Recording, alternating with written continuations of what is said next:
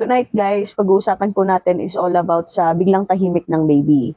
So, alam mo ba na mas delikado kapag biglang tahimik ang baby kaysa sa maingay?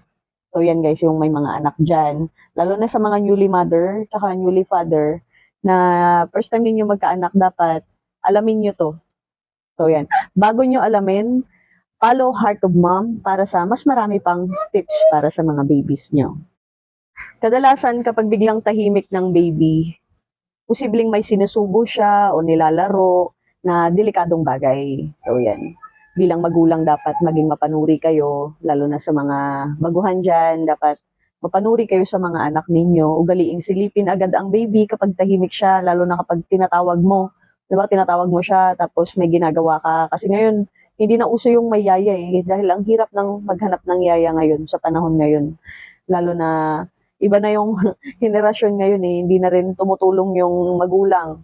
O sino dito yung mga hindi tumutulong ang magulang, sinusolo ninyo yung responsibilidad. Mag-comment na kayo dito sa baba ng aking video. So yan guys, balik tayo ngayon. Kapag kadalasan na ganyan, dapat maging attentive kayo sa anak ninyo. Huwag ninyong i-ignore yung anak ninyo. Ugaliing silipin lagi yung anak ninyo kapag tahimik.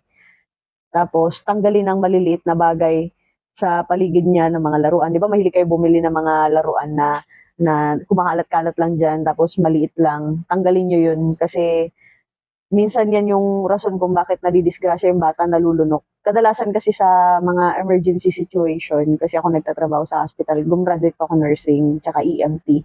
Ano din po ako?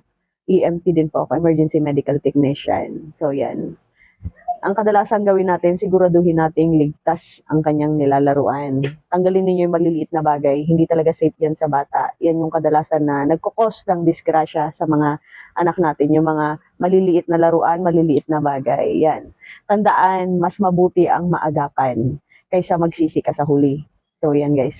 Huwag ninyong basta-basta i-ignore yan. Yung mga maliliit na bagay, alisin ninyo. Pero bago ko tapusin ang aking video, huwag niyong kalimutan i-follow or i-subscribe ang Heart of Mom para sa mas marami pang baby tips. And